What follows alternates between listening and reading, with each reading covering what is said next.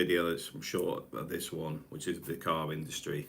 Now we're talking about being based, which is a bit of irony there. We've got power cut. So literally had no choice of being in the moment, being based, because we lost the power and lost the live feed. But for me, being based is an important thing, because a lot of the problems we face out there today are not ours and stuff that we don't control. So we shouldn't get bogged down in the issues becoming ours or people trying to make them ours. It's a bit like when I look at the feed that often gets directed, because obviously they use the algorithms to steer things in a certain way. If you start watching whatever, it starts giving you more of that content, and I think that's really unhealthy, because I do think it's better to give you a broad spectrum of information. Otherwise it's putting you in a silo. So you may get 20 feeds that are all talking in the same way, which means you've only got a negative narrative or a positive narrative or an ill-informed narrative, whatever. So you're not getting good information. Whichever, you could be left, could be right, could be libertarian, conservative, whatever, because it's so niche, it can draw it down to whatever that's suiting that specifics. Because let's face it, the only thing that people on the internet care about is that you're hooked, you've got internet, you're reviewing its products, they're selling you, it's advertising, you're spending too much time on there. That's all they're interested in. So part of being based for me is when you're going out for dinner or whatever, put your phone away. If you're going out, like now, this morning, I have my coffee in the morning. I leave my phone in the other room. I come out and look at the beach. I have my coffee on the balcony. That's all I'm thinking about. I'm not thinking about the work tomorrow. I'm not thinking about the problems from last week. I'm thinking about, doesn't the beach look nice? I can hear the waves. That's more the route you want to try and do if you can, because it just locks out the noise that is going on around us. And it's got to be worse than it was, say, 20 years ago, because everything's high speed now. If you look at going back a few years, everyone waited for the newspapers because you knew what was going on from the newspapers, which meant you could be irritated by today's news, but you've got to wait till tomorrow for the new news. Now it's 24/7, bang, bang, bang, and a lot of it is just for politics. A lot of it's just for noise. A lot of it's just to get you to click. Don't waste your time on it. So that's it. I mean, I do recommend being based. If anybody wants me to talk more on that type of stuff, I'm quite happy to do that. I try not to at the minute, because I know some of you guys may get bored of it. Next one I'll talk about is pension investments. The UK is going in a bad way. I've got to admit, these socialists, well, they're not even socialists. I'd say they're more communist. They're going to go after people's investments, inheritance taxes, what you've accumulated over the years. I'm going to have to look into that a bit more, because to be fair, my best advice is if you can get your money offshore, get it offshore. Get it where they can't see it, don't know what you've got. And funny enough, that's what the councils and everything else were doing. That's where they had that, was it the Icelandic scandal? So you got to understand, these people telling you to give up all your wealth that you've accumulated over your lifetime will be hiding their money. And worse than that, you're currently paying their salaries as well. So everything they've got is coming from the taxpayer. There's another thing I want to say on that as well. Oh yeah, I was talking to some people on LinkedIn about this yesterday, because they're on about their businesses and you know your wealth, and you've earned this wealth, blah blah. They've all got this mindset as if you owe the government something. Here's a reality: if you have a business and grown that business over a period of time, the UK is one of the worst countries for fleecing you as a business owner for finances, for national insurance contributions, for tax's sake. Everything you've got at the end of that, you earned it. They've already had their cut over and over again. You owe them nothing. You have your insurances to pay, you've got your employees' insurances to pay, you've got the insurances, the taxes. building taxes, bills and rates, tax upon tax upon tax. So I cannot understand the logic of these people going, well, I did quite well and other people didn't. You worked hard a bit. You got through the stages many people fail at. This is why in the first couple of years most businesses fail, because people give up. If you've got a business that's run 25, 30 years, you've earned it. You don't owe the government nothing. It didn't give you nothing. You've earned it. So my view on that is, if you get to that point, is work your ways out. If you know you're like, I don't know, 68 going on a bit, it may be worth you emptying the accounts and doing as much as you can to siphon off the money so that they don't hit you with heavy taxes. Just to give you an idea, they're talking about if you contribute this with the inheritance tax system, if you inherited housing and stuff from a parent, you could be up to 91% tax, I believe. So you can see why I just say stick it. You don't owe them nothing. They're just parasites. Oh, yeah, that one really annoys me because everything I've got worked hard for, and everybody that's working works hard for it. So the point being is them going, oh, well, just give it so we can give it to people that are less fortunate. A lot of people that I know are less fortunate because they choose to be. And it's not about education. It's, some of the people I know, they've had opportunities and just didn't want it. They want to be gifted opportunity. They don't want to take it. Well, even when you gift them an opportunity, they don't want to work for it. But anyway, moving on. This one, next bit is Philippines dreams and headaches. The Philippines keeps coming up on my feed because obviously I spent a lot of time there. And there's a lot of people saying it's not the way it used to be. And I've got to take it from the perspective of somebody that was there previously, talking to people that are still there. And I think a lot of people saying it's not as viable it is now as it was then. A lot of that is to do with the framing, because I think some of the problems you are facing with the economic increases are the same everyone's got. If you've been sat in the Philippines for the last few years, you will not see that your hometown or whatever has increased significantly on electric, food costs, daily living. It's gone up everywhere. You're not a special case. It's not, oh, the Philippines has got worse. No, it's a globalist thing. And I will say globalist because I don't think there's any shortages. I don't think there's anything really causing this beyond manipulation.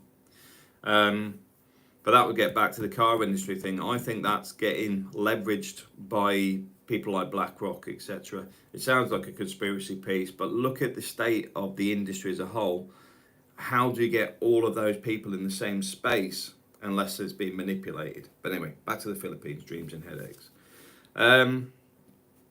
Relationships, a lot of people will talk about marrying a Filipina being good or bad, or the best thing they did or the worst thing they did. My advice on that is a lot of the people I know that have had bad relationships, made stupid mistakes, or were not great people, on both sides.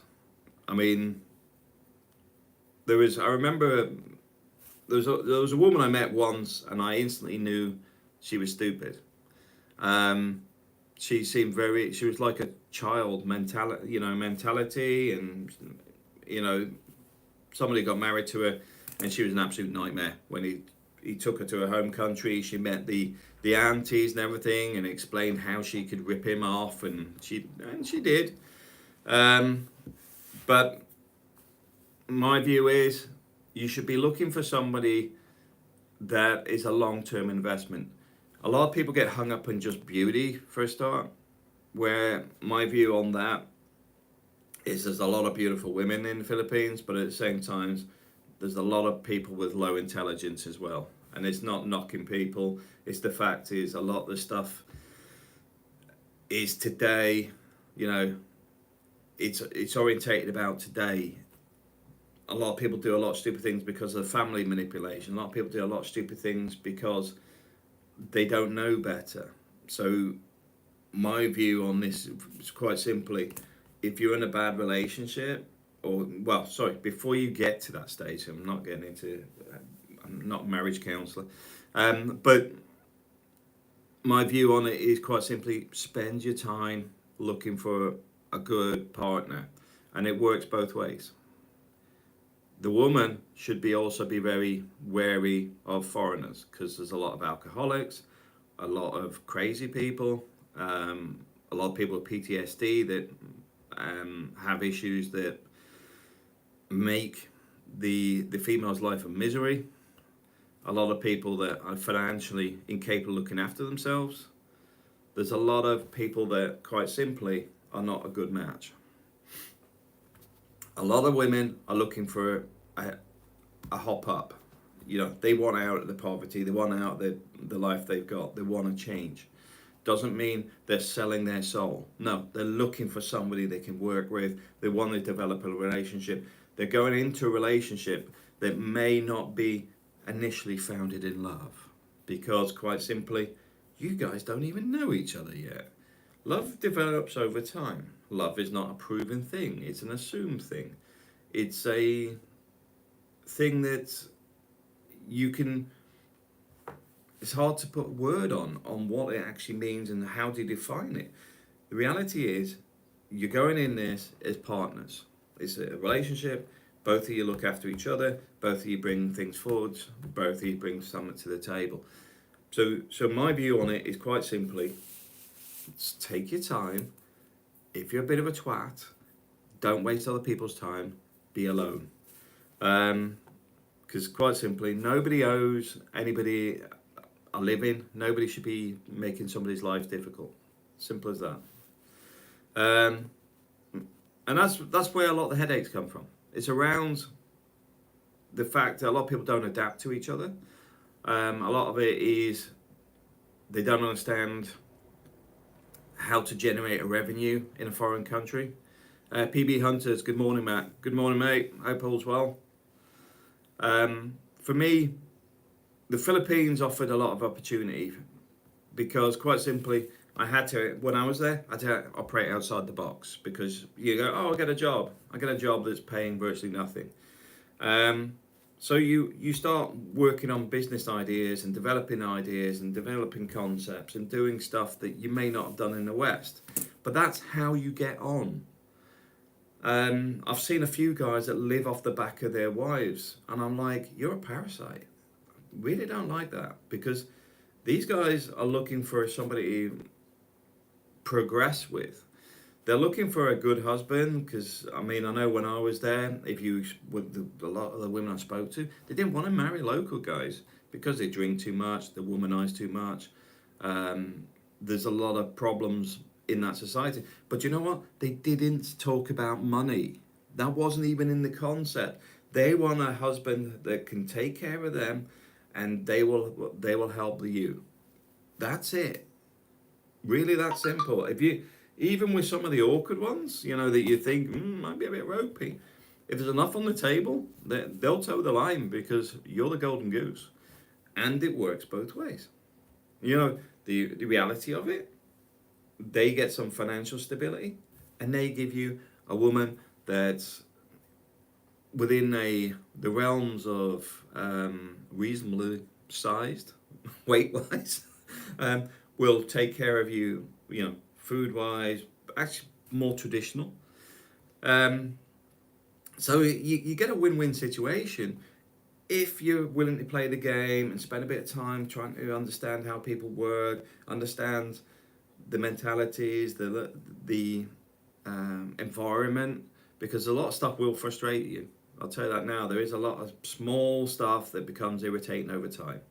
You know, if you're living there, there's a lot of little irritants. Over time, I learned myself just to switch off to it all. You know, like time, mañana, you know, is that time. The essence of time is irrelevant.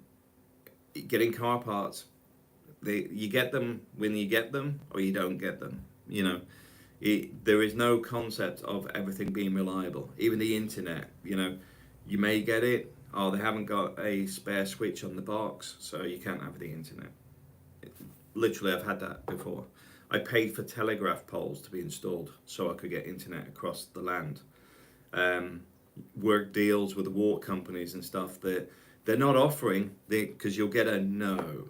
No, you can't have it because we're not in that area. What about if I pay for the pipe work?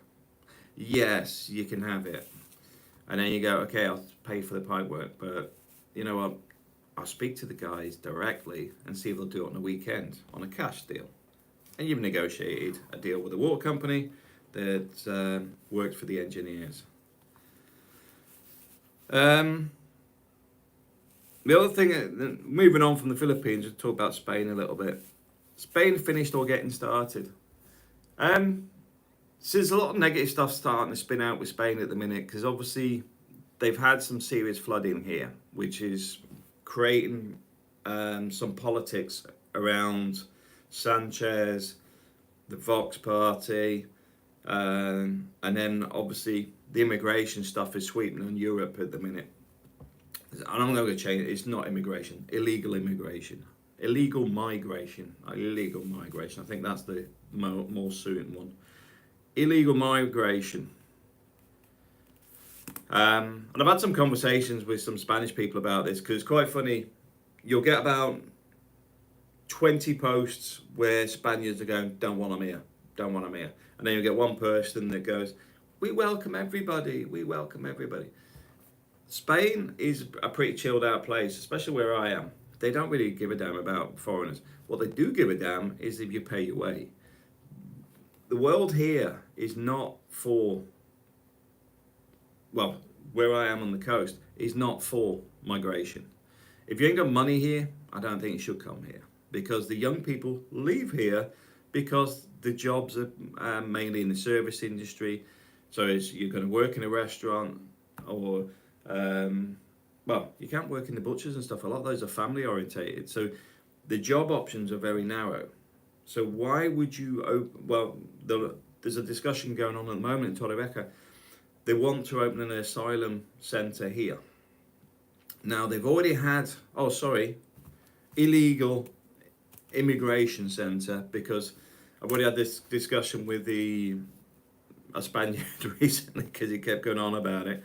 And he's going, oh, it's easy for you, you do this, you do that. It says, I still have to go to the Foreigners Office. I still have to apply for a visa. I still, if you're in the UK and want to retire here in Spain, you've got to have an interview with the embassy. You've got to process your documents with the embassy. Don't just arrive on a dinghy or a flight. That's a tourist.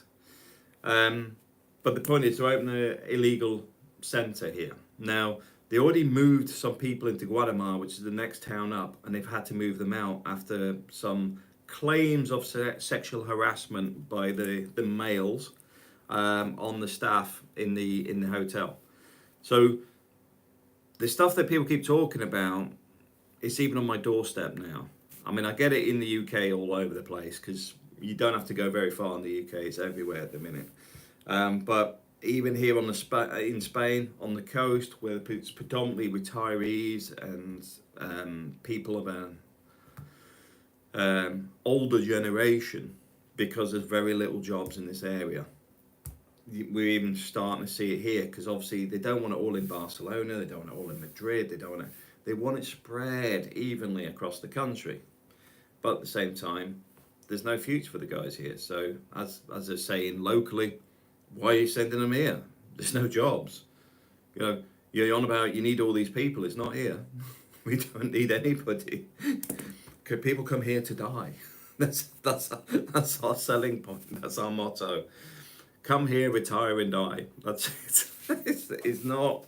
There's no big industry along where I am. There's a lot of smaller places, but like I said, then I'd agree with the locals. Those jobs should be more reserved for the local people. Because there ain't many of them. Now I'm going to get on to something that's a little bit controversial, I think, but it's when you look at it from an empathetic point of view. Because I was trying to understand the Spanish guy that was trying to argue with me, but even his own arguments, I just flipped him round. So when you actually turn around and going, oh, well, these people arrived on boats, should they drown? And my response was, were they born on the boats? How did they get there? I don't know these people anything. They're actually carrying out an illegal activity. That's a bit like somebody saying, "Oh, should the guy set the fire, burn?" Well, no, he shouldn't be setting the fire in the first place. Um, so I'm looking at it from the perspectives. So I get that somebody, because I've dealt with Somalis and other people from different communities in the UK because I used to look after housing. So I engage with a lot of people from different communities. And you'd get some that, like the Somalis, when I spoke to the women, they would actually say they're really appreciative of the UK. It gave them a house, it gave them more benefits, it gave them this. Didn't give them a job, but they were appreciative that the amount they were given on a silver platter. The men interfered with a lot of the businesses in the area because they were trying to drive out the traditional businesses there. They put in a community centre where they're illegally selling meat and other activities. The butcher in the same shopping mall, they were arguing with him that he's not allowed to sell halal meat because it's, yet they're not even legally operating a business. They create a lot of issues to try and drive out traditional businesses. But the funny thing is, do they actually make the place better? No. I've not seen it anywhere. I've seen a lot of run down areas, and then people say, oh, it's because of poverty, but it didn't used to look like that. So when I look at perspectives, I look at it from what is their expectation? What are they actually driving for? What do they want? The Somali women, like I said, they seemed pretty cool. Didn't really want to do much. They're quite happy with their benefits and stuff, but at the same time, they weren't actually taking anything from the system beyond financial. The males seem a lot more aggressive. The guys that are coming on these boats, I think you've got two different perspectives there. I think a lot of the guys probably coming from like the African regions are probably more chilled because they are looking for a better life. They are looking for a more positive environment. But what happens, and I'm not going to say this about all people coming in from like the Arabic regions, but there'll be certain, there's got to be a lot of them. If you're coming out of a war zone, which side were you fighting on? What's your mentality? What's your mental state?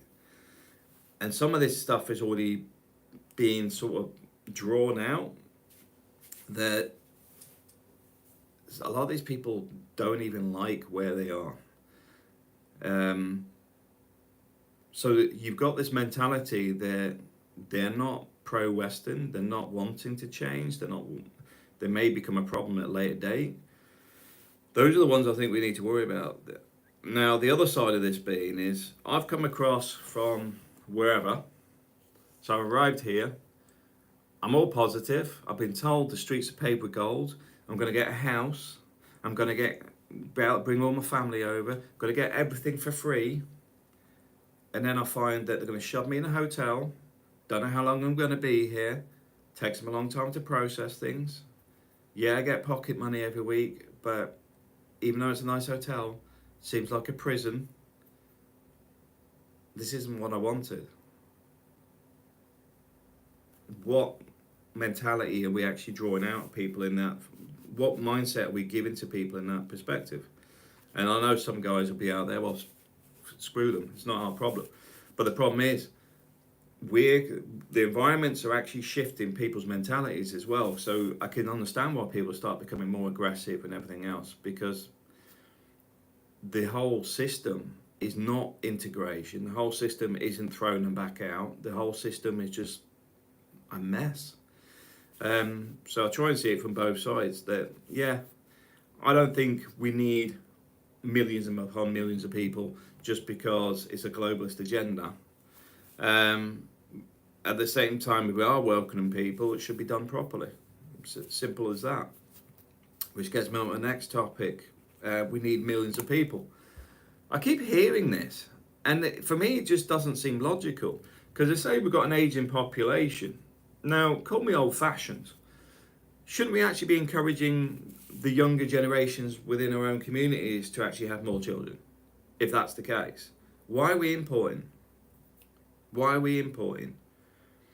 Because what I'm seeing at the moment, because of the way things are, we're going from high trust environments to low trust. When you get low trust, people stop giving a... Yeah, we end up like many of these environments people are coming from, because they've lost that ability. We've lost that society edge where you're actually trying to create a positive environment, the caring for others, the thoughts of others and everything else. Because we're going into environments where they're like places a lot of these guys have left. And I'm not just blaming those people, because let's face it, there's a lot of problems in countries now thanks to the diversity piece as well. Because I don't think the diversity, equality and inclusive thing is fixing things. I think it's causing division. But we'll leave that one for today, because I think we've flogged that horse many a time. But this gets on to my next topic, which is the left lost common sense. See, the thing is, I look at the way discussions are in America, where you Republicans and you Democrats, and it seems it's a bit like the British Parliament. The left seem more like the British Parliament in the sense of its mudslinging. It's not about ownership, it's not about change, it's not about responsibility, it's about blaming the other person for everything. And I think the Democrats seem, at the moment, focused on that. They don't seem to have any solutions, but love creating problems and blaming other people for them. The Republicans, I'm finding, are seeing they need to shift things, and it's going to be interesting when we see when Trump gets in power, because I mean, I get people saying, oh, well, you're pro-Trump, you should wear a MAGA hat, all this stuff. Look, I'm not pro anything, because none of these guys are proving anything. The one thing I'll say over the last 20 years is the one thing I can honestly say about most of the governments around the planet is they've proven you can't trust any politician. So for me, I think we've got to sit and wait and see what Trump does and how that unravels, because we do not know what these people are going to do. We do not know what all the drivers are behind it. So the way it was going, America was heading more towards the way Canada is at the moment. And when you've got Trudeau in Canada hiding at Taylor Swift concerts and stuff like that, it's obviously not working very well there. So why would you want to throw other countries into that? I think Canada in its current state is the way the UK is going. So I have no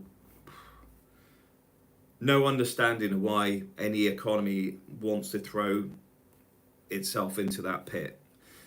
So I think we need to sit there and just wait and see what's coming out of there. Because France is in the shift. Why, Dana, why does it appear that the new cabinet is a loyalist popularity contest? I was sort of going to cover that in the next piece, because everything gets pushed. It's all a bit peculiar, because what you've got is everyone keeps going far right, far right. If you don't agree with the left, you're all far right, far right. So you end up with this division that sort of, I think it came out in the 50s, where things become good and bad. So everything's good and bad, because in reality, there's a lot of grey in the middle. So when you go into a conflict, there's this force against that force. Like Syria, you go, there's this force to go. Yeah, hard to keep questions from sounding too complicated. It is, because there's a lot of depth to it. That's the problem. Because like with Syria, you've got people that are militias protecting their towns. You've got people that you've got ISIS in amongst it. You've got the government troops. You've got rebel units that are all different types of allegiances and all sorts. But they go good and bad. But they're not. There's so many variables in there. The politics have been sort of dumbed down to just be one or the other. And the problem you've got is it doesn't work that way. It never has. It can't work that way. Now, the thing with people that are more loyalist and whatever is, I think if you go down the route of traditional and royalist, you may be going back to, say, the 60s. the mentality may be more driven to the 60s, but then depending which country it is, that may be a positive. I mean, I think a lot of the root of the problems we have today are around consumerism. I think a lot of the problems are the way food has changed. Yeah, Dana 3881. I think it's going back to the 40s. Yeah, you're right. I think it will head more that way. When you start having tariffs, you're going to have restrictions on imports, which means you're going to have a more American-made products, which means you're going to have more manufacturing, which creates more jobs in America. So it creates a stimulus there. The fuel push that's going to come out of Trump, I think that's going to drive the cost of fuel down. I know it already has, because I've heard from a few Americans the price of fuel's already gone down. So there's a lot of stuff going on, but I think part of this is actually getting rid of some of the dependencies on the banks, because I think the banks are manipulating a lot of this stuff in the background. Sounds conspiracy theory till you see how some of these people are working. Because like the DEI stuff and how they control loans on businesses, which can affect shares, or they own the investments in the business, they can start dictating. If you're big enough, you're not affecting one business, you're affecting thousands. And it could be some of the biggest firms on the planet. So I can understand that some of that needs to be broken, because there's too much money wrapped in debt. Debt controls people. If you've got a positive financial situation, so for example, if I own my home, I own my car, I've got no debt, I've got some money on the bank, I can say what I like. But go the other way around, I've got to be careful about what if my employer picks that up, what if somebody tries to go cancel culture, all that sort of stuff. That's the sort of stuff that affects people. So the reality is, a lot of this loyalist stuff is probably because these people are already taking a bashing in the public eye. They're going to be down a traditional route. Down a traditional route, if they're all following the same route, it means that they will move forward. But then I will say you've got people like Musk that are already talking about why we, investing in fighter jets in America when they should be using drones. So I think there's some shifts going on there. There's going to be some to-ing and fro-ing. I do understand, like I say, some of the things like with JFK Jr., I get it as well. Because, it's weird because I was talking about this for probably the last 10 years, because I was thinking about my diet when I was a kid, and it hasn't changed much, but the crap in the same food has quadrupled at least. Your preservatives, your additives, your colorings, your flavorings, all these chemicals. It's like even a simple tomato.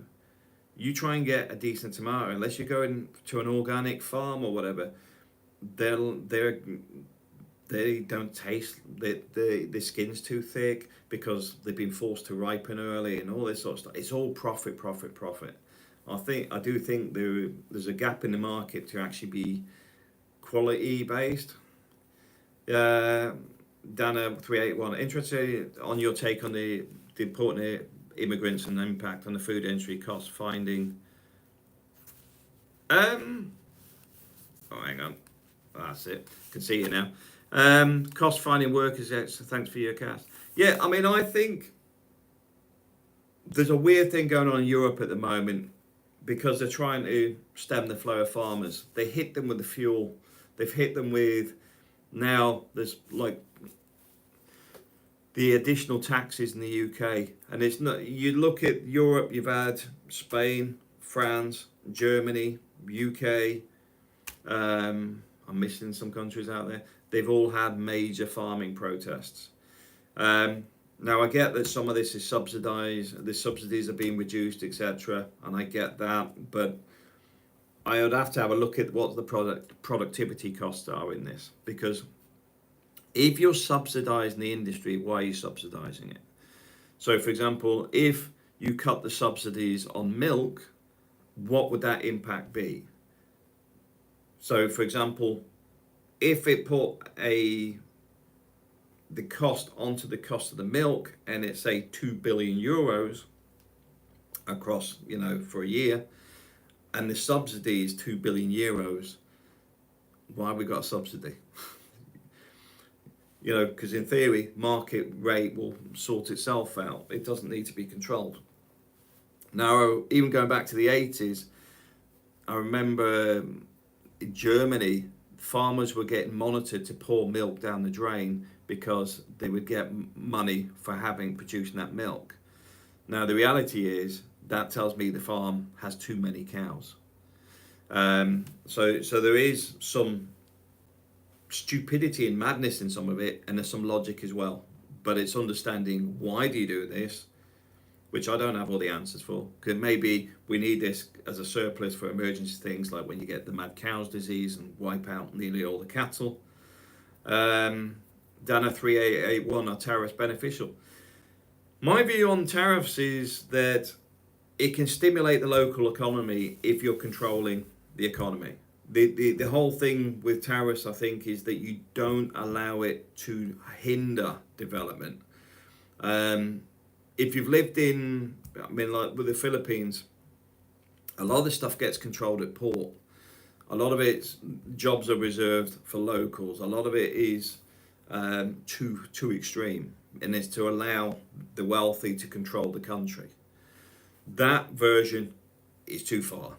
What you're actually looking for is if you've got a Japanese car via an American car, they're of the same quality, and it's to avoid, like, say, well, let's just go China in its EV market where it's developing all its cars now.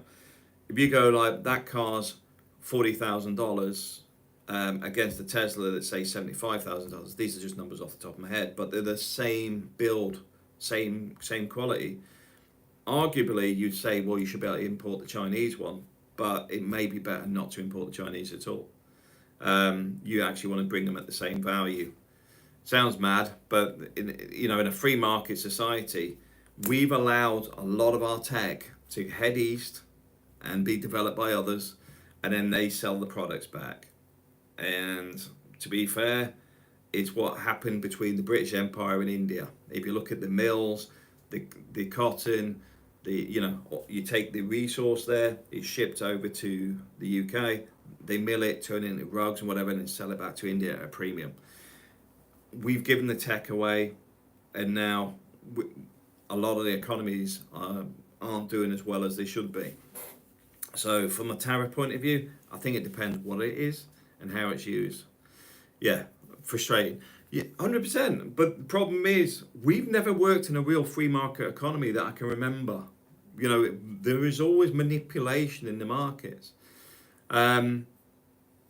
We need to have something where there's more control in what's in your hand than people that control your bank cards. There's too much manipulation going on at a higher level. Like I said, I think this is what's happening with the car industry. I think the car companies are being leveraged by the banks. They're forcing them down the EV route. I don't think EV is a solution. I think we'll head so far down this, then suddenly you'll get hydrogen cars and other far more efficient cars coming out of different technologies. Because the EV production doesn't make any sense because we're not producing enough electric. I could understand if we got to the point where we're producing so much electric it's almost free, at which point why wouldn't you have an EV car? But we're not. We're still using coal-fired plants, we're still using nuclear plants, we're still using coal. We're still millions of miles away from being able to every person have an EV car. You wouldn't be able to charge them. And then there's the other problem of where do you put all the chargers as well? It's not just a power thing. It's like when I'm in the UK, I live in the same house as 6 other people. That's 6 cars on street parking. You ain't gonna be able to charge them. So I don't think that's going to be the solution long term, and that's why I'm a bit concerned about crashing the car industry when they should actually be looking at how do we help the car industry evolve. That would be my logical way of looking at it and going, look guys, we need to move the technologies forward. Where are we going to go with this? Rather than go, oh, electric car, that's the solution for everything. No, it's not. But we'll see where we get there. For me, it's something that's we're still in the infancy. It's the same with combustion engines. I think there's other tech out there. I mean, there was the two-stroke engines that were developed. I think there was originally a two-stroke Fiesta, which would be a Ford, which was low maintenance, etc. Because this is the other side of it. A lot of the money on a car is about the maintenance. It's not about the actual car itself. So when they evolve to EVs, the maintenance levels will drop. The other side of that with an EV is the disposal of the batteries, because that's going to be a significant amount of investment to recover and deal with that mess. But then if you start going down the route of things like retrofitting, so if you got the same weight ratios with an EV battery and its motor, and can retrofit an engine in a normal car, you don't need a new car. Because let's face it, you can... The thing that normally gets you to get rid of your car is when the engine goes. So if you can get rid of the engine, why would you get rid of the car? So I think it's too early. I think Jaguar's crashed itself. I think it should have just kept it, until it actually decided what it was doing, it shouldn't have said, sorry. Dano. Oh, you lost me. Yeah, that's right. Moving on from that one. Nedimir, here in Norway, EVs may not be a viable option because of the cold. The battery does not work that well if it gets really cold. 100%. But also, the other side of that is similar, is we've just had some major flooding, and I think there's somewhere between 120,000 and 200,000 cars that were affected, destroyed. What would you do with all those cars? At the moment, you can stick them in a crusher. What would you do with all those extra chemicals and explosive batteries? 200,000 vehicles to process. How long is it going to take to recover new vehicles? What happens in those sort of environments where your power's down for a few weeks because you're a bit more remote? You can't use your car. You're now stuck there. So there's many reasons that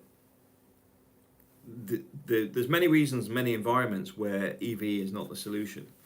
And that's why I get confused on the obsession with just going down one solution, because that's never worked right in history. Never. If you look at the plastic bag that was to save our trees, what are we doing now? Getting rid of the plastic in the oceans. If you look at the, was it the palm oil? There's something with palm oil as well. Yeah, aren't hybrids the ideal step prior to moving as far as some do purchasing the EVs? I don't see, for me, I can see it as a solution, but only a limited one. Because one of the problems I'd have with a hybrid is I've still got this extra battery that I don't really know how much it's going to cost to replace. What happens if it fails? Can I still run it as a normal car? There's many other things in there, so it is a stepping stone. But I also think, well, how much is that efficiency worth? How much is that extra energy being pumped into the car? From a CO2 point of view of producing that vehicle, is it beneficial? Because one of my things would be, why don't we extend the life of cars? Why don't we actually turn around to most people and say, don't buy a new car for 5 years? If you want to be more environmental, your car already exists. For me, that's a logical thing. Don't buy a new one. It sounds crazy, but if you give it 5 years, I think the technology will advance enough. But I do think we are in a strange environment where we haven't got all the pieces to actually make a informed decision, because there's other tech out there. How far off is the tech? Is there anybody talking about it? How long is hydrogen cars going to be out? What other charging solutions have we got? What other options are there? Because everything just seems to be like just EV. And I don't think that we're thinking outside the box. Dana 3881. When the controversy with the greenhouse effects, I can't imagine now taking small taps. Yeah, but the problem is, anything that will go full on will become a problem. because you need variables in there. Because anything like the plastic bag, if everybody has the plastic bags, we're now in an environment full of plastic bags. It's got to have multiple solutions. Also, what's the equations on this? Because, like the UK, it contributes less than 1% of the global CO2 issues. So, doing absolutely nothing in the UK would make virtually no difference to the planet, or whether it went full on and any of this. It's virtually not a problem.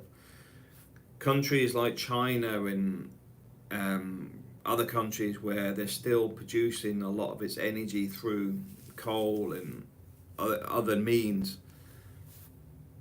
they have a lot of pollutants going to air. They don't have like modern filtration and stuff like that. There's a lot of problems in these countries.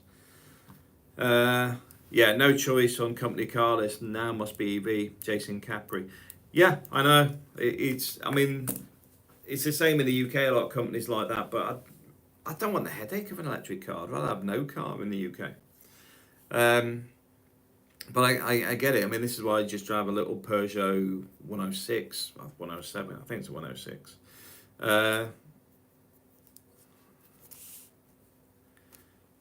So I do think the car industry needs to shift, but it needs to have a think of how it's going to do it, because I think they may get stalled, and they're nearly there now. This is why we've got a lot of companies in financial problems.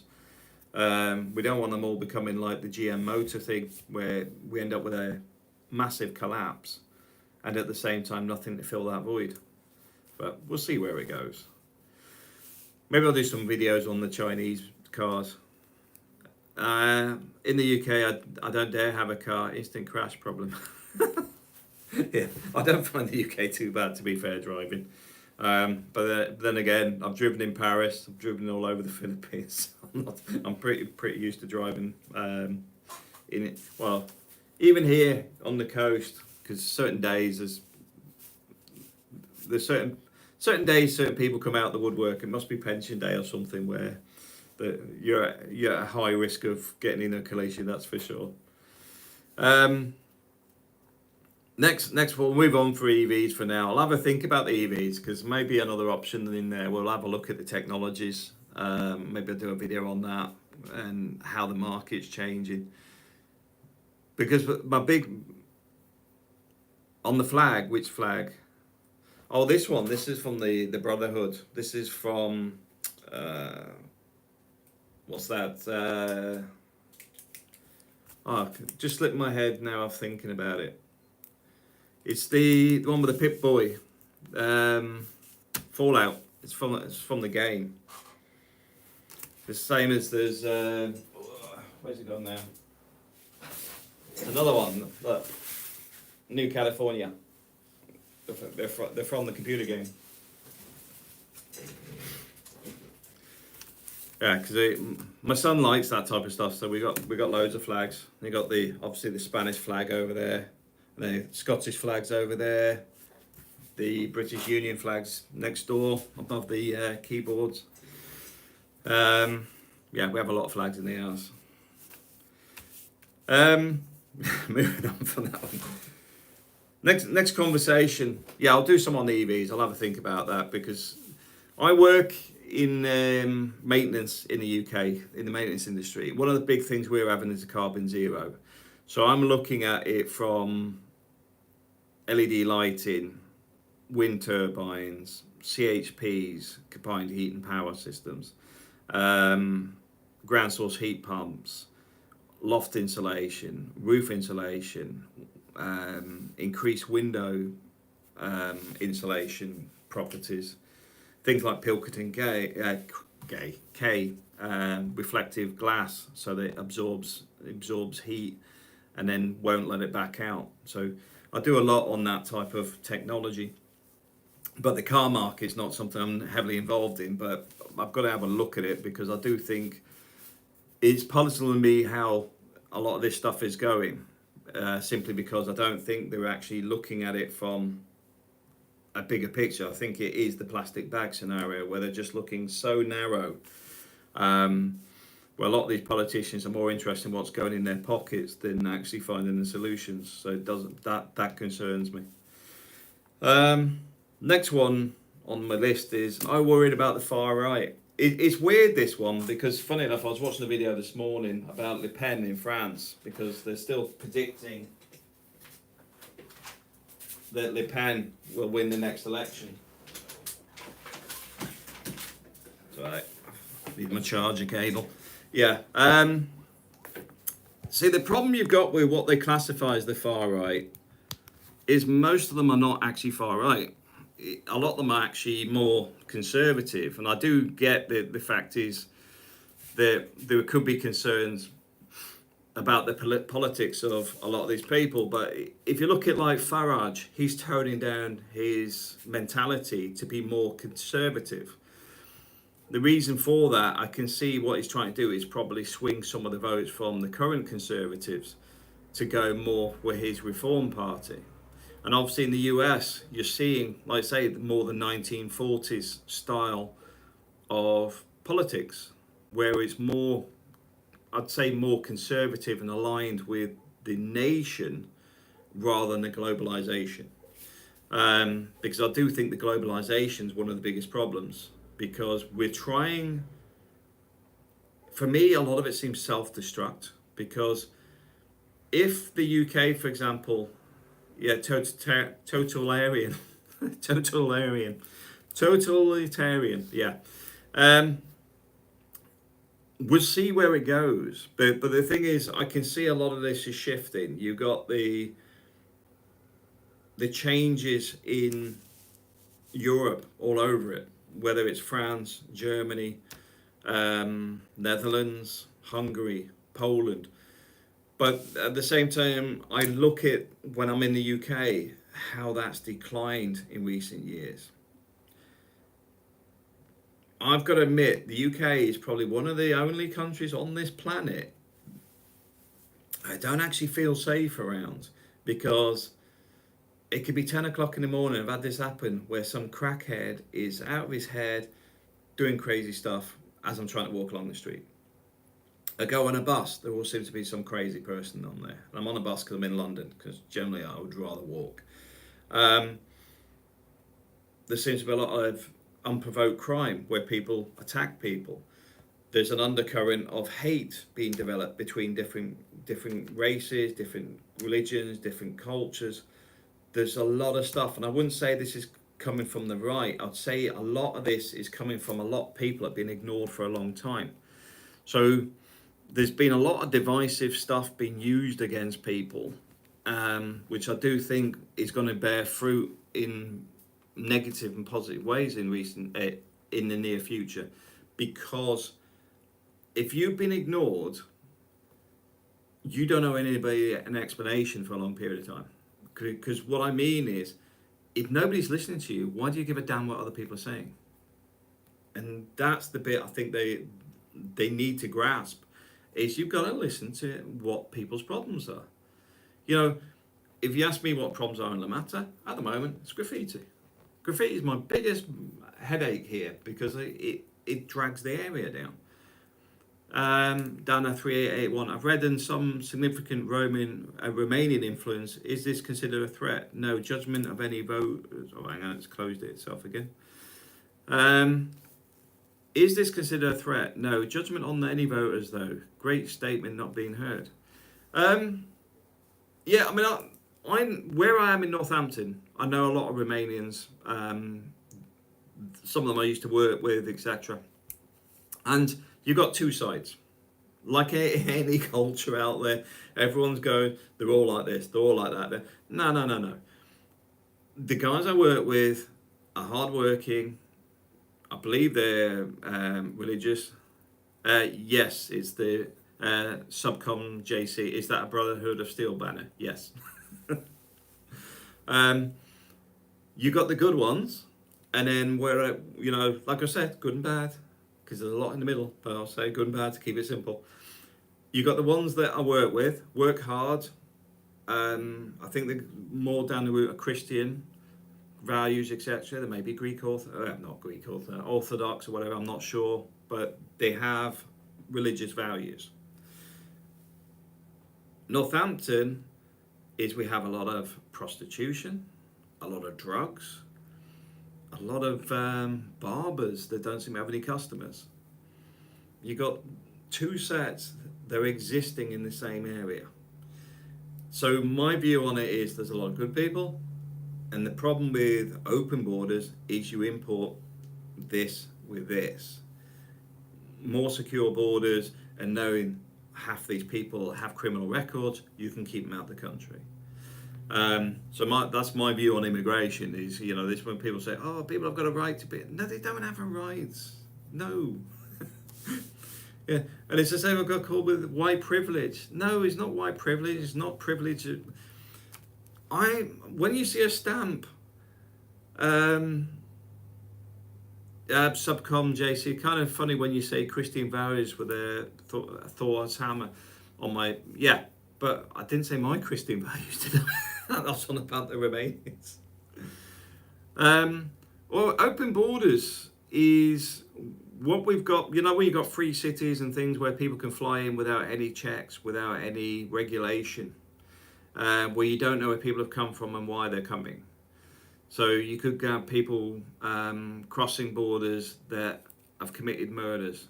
They've come out of a war zone after being in conflict for a long time with organisations that are classified as terrorists.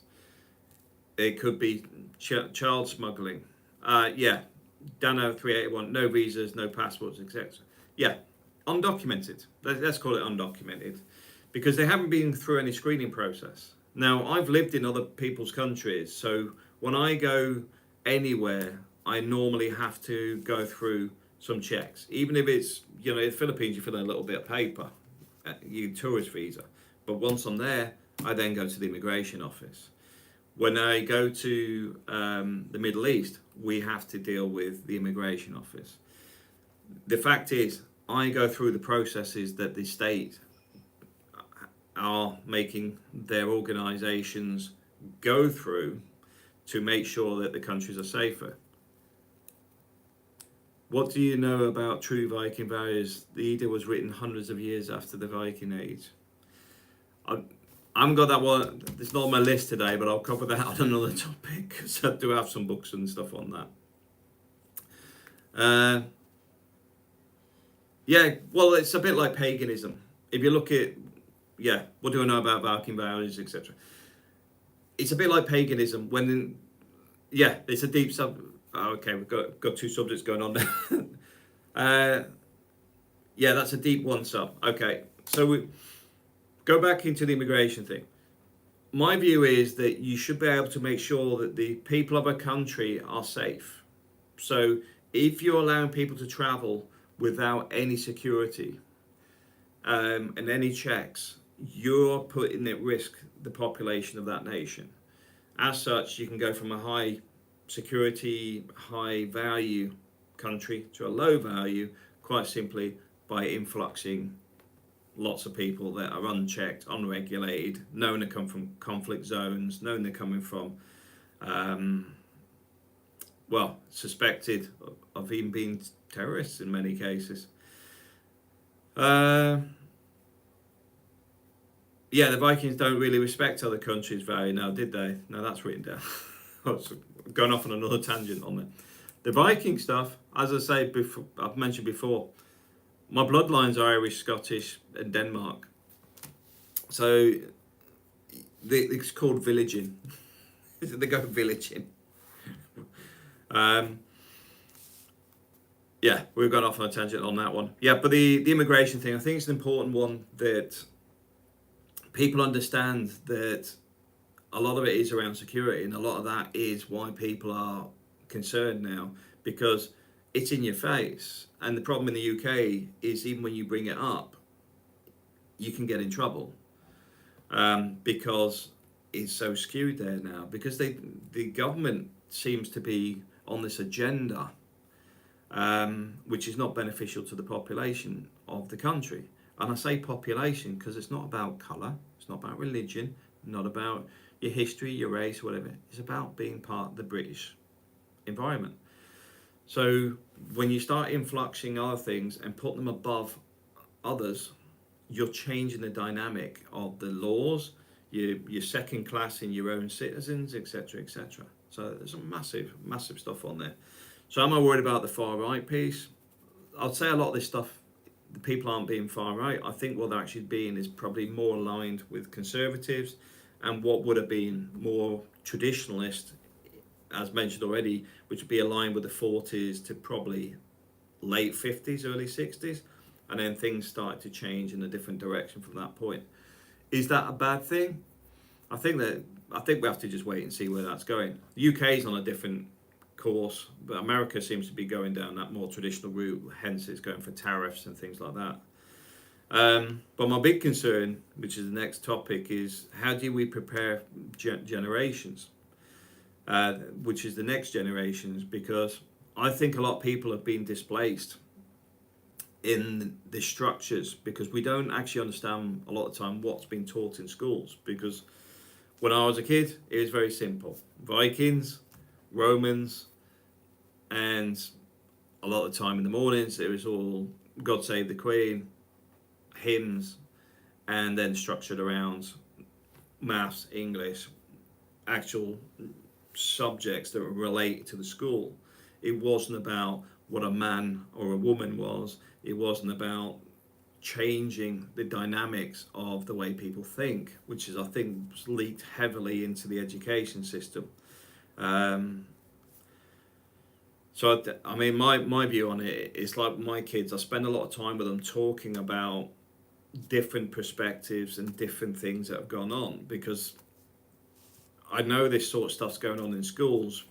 Now, I respect that the state is giving the kids an education, but it's when they start messing around trying to make things that aren't real. But does that mean that my kids shouldn't go to school? Well, the answer is no, because you're still going to understand what the hell everybody else is up to. What you need to do is understand that perspective and take what they're doing and actually make it more palatable for a start. But secondly, it shouldn't be challenging your children's identities and the beliefs of that family, etc., etc. Because the reality is, that's up to you. You're the parent. And then, if you're a good parent, you allow your kids to make their own decisions on that stuff and look at it and go, okay, well, that's, man being a woman and a woman being a man, for me, doesn't make any sense. I get some people may actually think they're a man, a woman, not my problem. I don't really need to get into the discussion with it.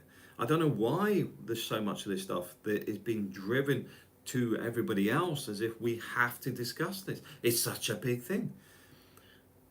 I think EV cars were a bigger importance. I think the shift in the global dynamics are a bigger thing. I think technology is a bigger thing. I think the lack of kids that are good at mathematics and languages is an important thing. I think there's many other things out there that are far, far more important than wondering if they're a they, them, him, her, whatever they want to be. Because I'll be honest with you, I rarely will say people's names. Never mind what they decide they are, because I'll simply just go start the conversation because I'm looking at you. So I've started the conversation. I don't need to say your name. I don't need to tell you what it's a him, her, or whatever. I literally will just start the conversation and avoid that. I always have done, because with the environments I work in, I can't memorize everybody at the same time because there's so many moving parts. I mean, where at companies I've worked in, there is a lot of hire, fire, people quit, high rotation. You would struggle to keep up with who's there this week, because by next week, a lot of them have changed. So you go and memorize everyone's names, write them all down, and then you'd be starting again because half of them have left. That's the reality. So I've always gone down the route of just avoid all that stuff. If you need to know key people, it'll be on their email. So I'll move on for that one. But I do think it's important that we, as people, actually encourage the next generations to actually look at things in a more positive way, being able to dissect things, being understanding of the manipulations out there, along with how do we keep our kids more based, central, and capable of thinking for themselves, and disconnect from the internet on a regular basis. Um, that's me on there. Oh, should they not just be considered undocumented immigrants? Oh, hang on.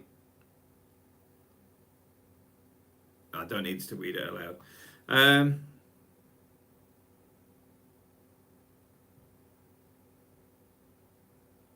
It's not that. It's not the documents themselves. It's because you don't know who they are.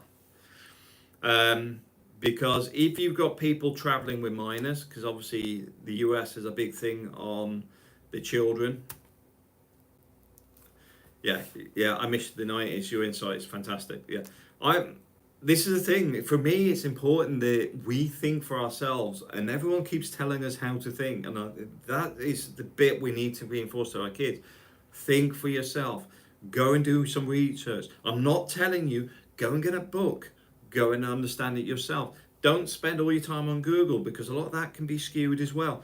Get the books from the library and read them. But even when you read the books, it's what's it? The history is only written by the victor. You know, that's it. Everything is noise. Everything is to keep us on the hamster wheel. It's to keep us occupied. It's also to keep you from protesting. It's also to keep you from being part of something because you're arguing with each other. This is the thing. A lot of this stuff is to keep us under control. It all sounds very conspiracy theories until you sort of sit there and look at it and think, what news did I hear today that is of value? What news annoyed me? What news was I happy with? And you start looking at it and go, they're trying to wind me up. They're trying to play me against my neighbor or whatever. It's like most of this stuff is learning to be respectful of others. And then even like I said, I don't mind people being gay. Don't mind people. I'm not bothered. It's got no impact on me.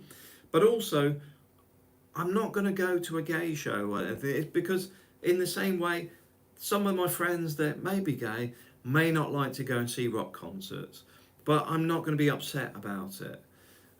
Because we all have our own niches, we all have our own thoughts. Some of us like Star Trek, other people like Battlestar Galactica, all that sort of stuff. The nuances of life is what makes us interesting. Yeah, Walter Benjamin, history is written by the victors. Exactly. That's exactly it. So the point is, even when you read it in a book that's 50 years old, you can still go and challenge that with other books from other, well, for example, you could read about Napoleon's victories, etc., and you could probably find some contradiction things. The same with Alexander the Great. I remember the movie Alexander, where there was people I know that are Greek that were complaining about his gay tendencies because they're going, that's not true. And I'm like, I've been to Greece. Everywhere you go, there's these statues of little people with large male agenda and stuff. There was obviously something going on. So it's like you can take it from a perspective, or you can try and take it from multiple perspectives and try and get the bigger picture. And I think that's the important bit for most of the stuff that's going on today, is to try and get it. Yeah, the Greeks had a thing for that. They even now, you go to a tourist town, you'll still see that stuff. But this is the important thing, because for the next generations, we need to teach men masculinity. I'm not sure on that one. Maybe that's to do with the having an excessively proportioned unit, maybe.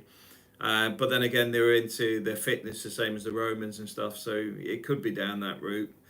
But like you say, even that, it opens the debate whether it's because of, was it a gay thing or was it a masculinity thing? All these things. So, but these are the things that I'd prefer people were talking about than getting dragged into who's the best leader when these people we don't know. This stuff We can go off on a completely different tangent. It's a bit of fun. There's no arguments. I think the trick is to put yourself in the position to say no, not to the control structure, not as a powerful. Oh, hang on. To say no, no to the control structure, no is a powerful word. It is, and I'll tell you what, it's really weird when I've said no to some people that think they are more powerful than they are, and you can see the look on their face. The amount of people that will look away like that because they can't even look you in the eye because you said no. And that's one of the things I will recommend is look people in the eye when you say things like that, because they think they got that power over you, and that word no straight to their face, they will look away probably 90% of the time because you caught them off guard for a start.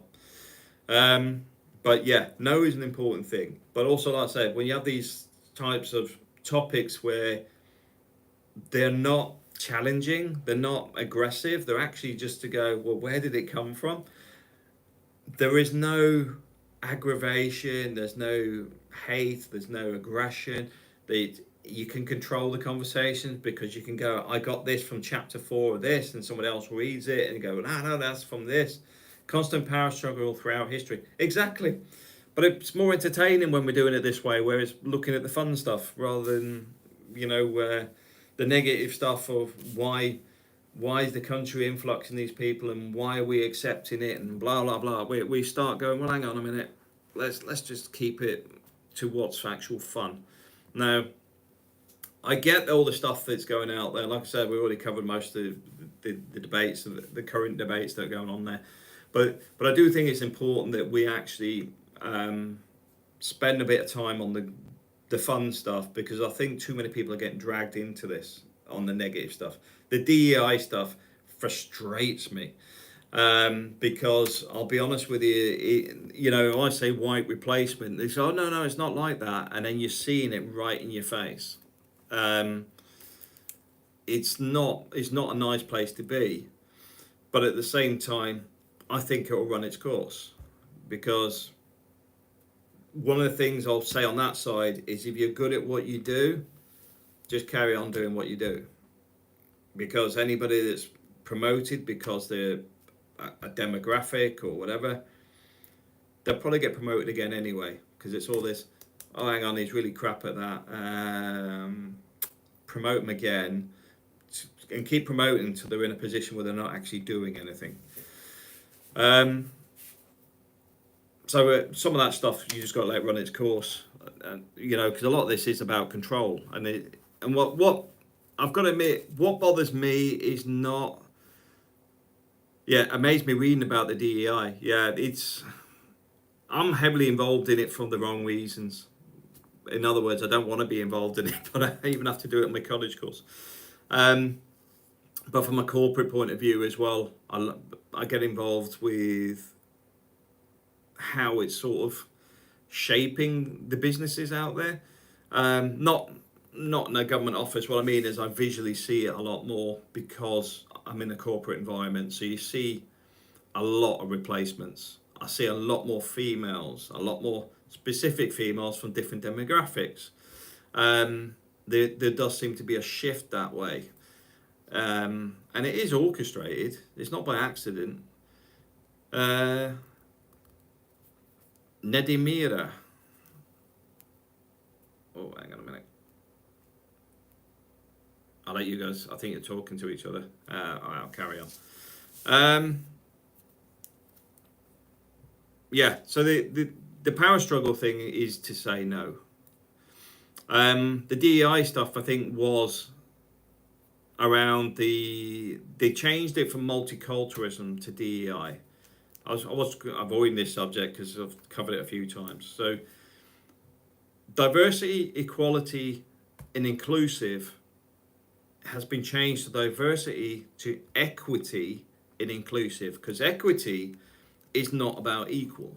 Equity is you give a step up to somebody else, which means you'll sacrifice the best candidate in many cases because someone else has had a poor background, they're female or whatever, and that's why they've changed the E, because originally it was equality.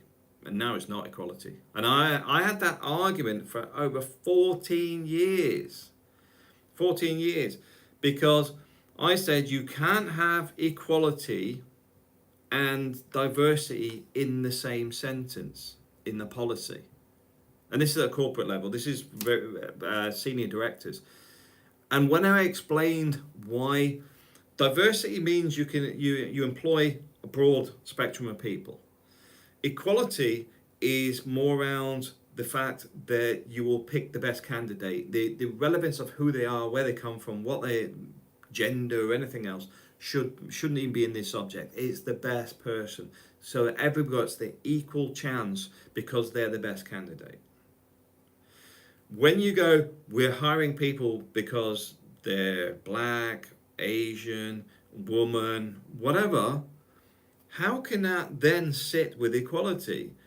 You're actually creating diversity against the principles of what is equality, which is, are they the best person?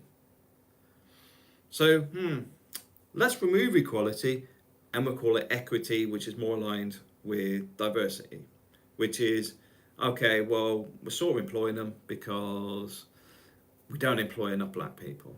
We don't employ enough women. Yeah, there you go. America law to promote certain hirings. The UK has a lot of, you go through corporate policies, you'll see this stuff. This is why my argument has been with several companies, diversity, inequality can't sit in the same policy. And the weird thing is, I must have been right because they've changed it to equity. Because it's when you sit there and go, well, that's not actually equality. So I'm not going to get promoted or whatever because I'm a white male. Okay. But it's equality. Yeah, but I'm better at the job and everything. No. It's a you problem. This graduate black female is going to take that promotion, although she's got no experience, no knowledge, etc., beyond the fact that she's done a degree. Okay, why is that? It's our diversity policy, diversity and equality policy. But it's not diversity and equality. You've just sacrificed my promotion to give it to somebody else to tick a few boxes. Anyway, this is where it all goes a bit strange, you see, because like I said, when I challenged it, the responses from these senior directors were affirmative action, yeah. Because even when I was talking to the directors about it, their response was, do you realise how hard it is to change a corporate policy in a multi-billion-pound company? That was their response. They had no excuse to come back from it when I explained it. They sat there and thought about it and then went, yeah, do you realise how hard it is to change the policy? Not, are you right, are you wrong, or whatever. It was literally, I can only come up with a lame excuse.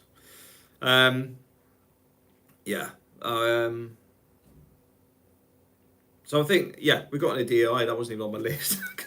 I'll try and avoid that one because I think that will run its course over time because the outputs from that will come out.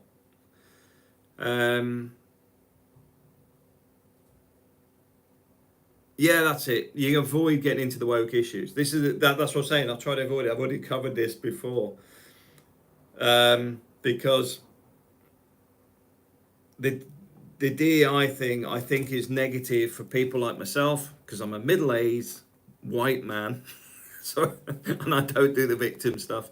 I just know when I've been overlooked for stuff and I just remember being overlooked. Doesn't affect me long term. I mean, financially, it's not really an issue either because I'm at a level in the business where a pay rise wouldn't be significant anyway, so it's not really a problem. Yeah, I think the woke stuff is going to change. But like there, with the diversity, equality thing, and then we're talking about how they're even in policies, and the policies don't even make sense at a corporate level. Yeah, Nadamiris, as I say, I think the trick is to become self-reliant, to become your own boss. 100%.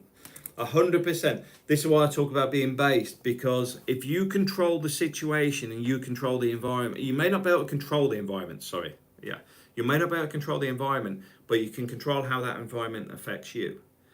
So and get your money out of the banking system. 100%. Yeah. Hence, my house is nearly paid. I've bought the new car, but at the same time, I'm not expecting to have that around my neck too long.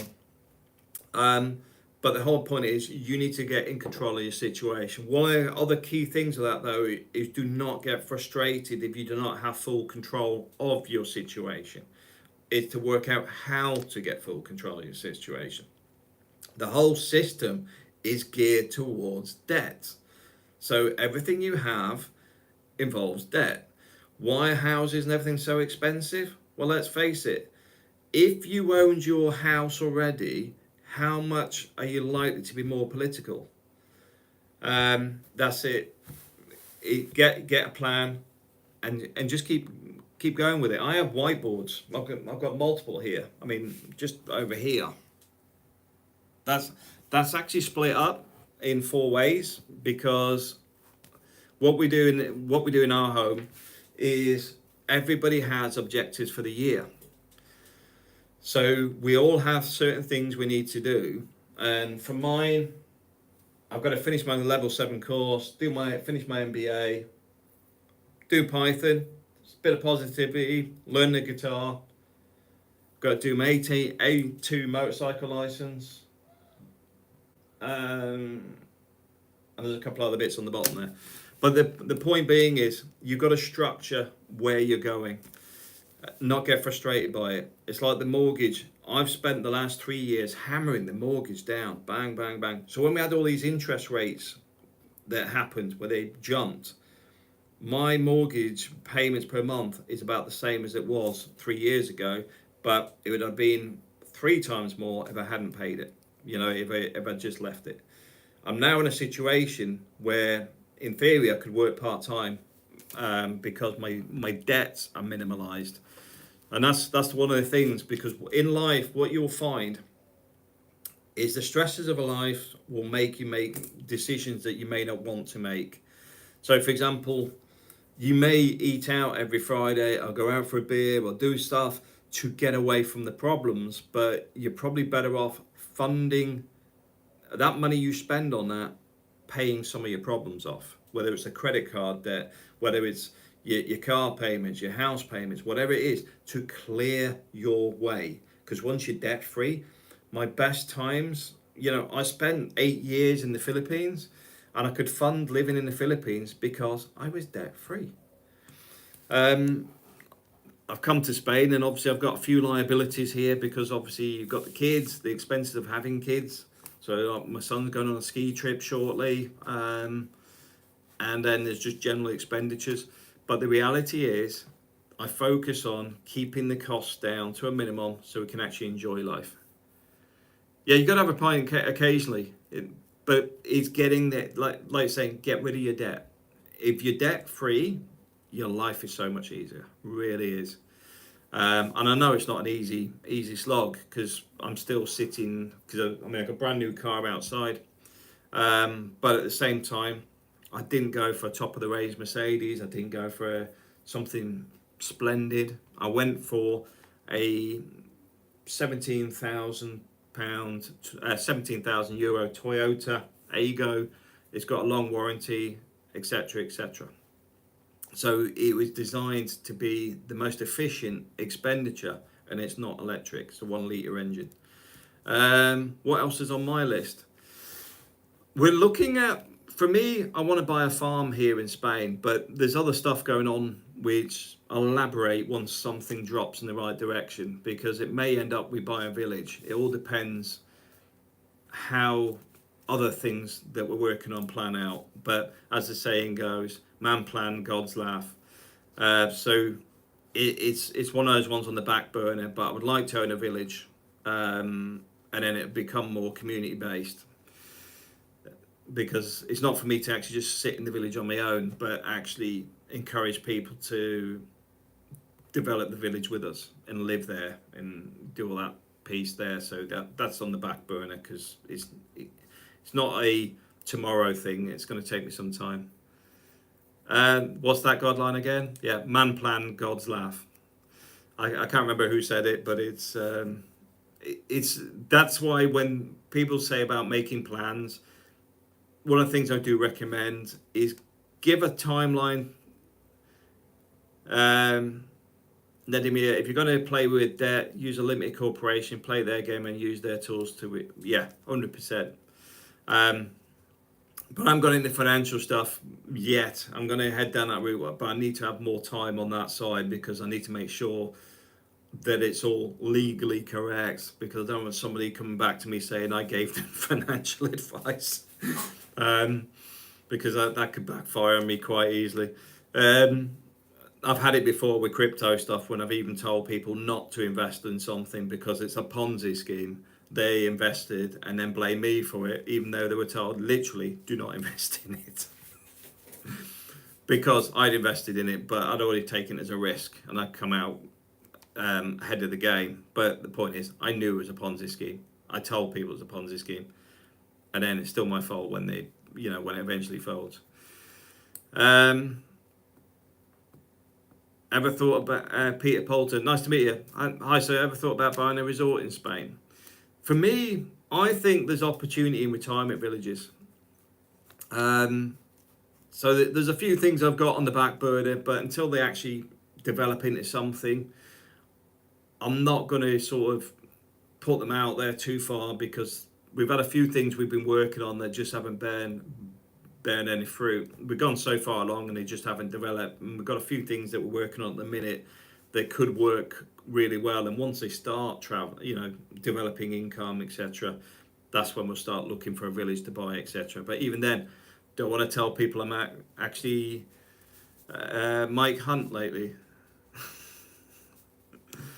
Yeah, the Seymour Buds. Yeah. No, the point is, you don't really want to be advertising you're looking for a village when you've got the cash either. What you want to actually do is just do it and then go, oh look, this is the village we bought. So that stuff's on the back burner at the minute because there's a few things going on there.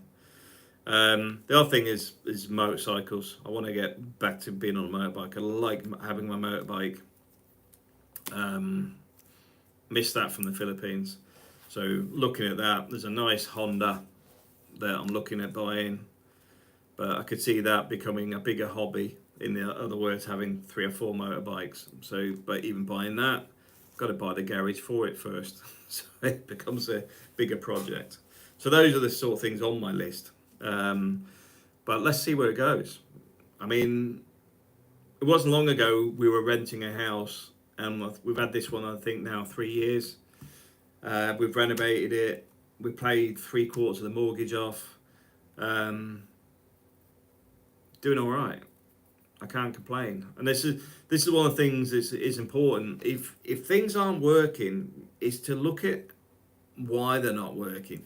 It's like when people say you'll never own your own home, but in the UK, I think America have the same thing. Yes, I've got my list here, so I'll move on to the next one in a second. But the key thing is to look at how you can change things. So one of the things I recognised in the UK is the cost of housing is excessive as far as I'm concerned. And there's a lot of cheaper housing in areas that aren't really for me. Hence, my house is in Spain. I work in the UK. I commute. It's actually cheaper for me to get a flight from Spain to the UK than it is for a train into London. So for me, I have a bolt hole in Northampton and I commute. My invested funds are in this property in Spain. I do not invest in the UK. I do not buy a brand new car in the UK. I keep everything to the absolute minimum in the UK. So the reality is, this is my bolt hole. This is my home. This is where I invest.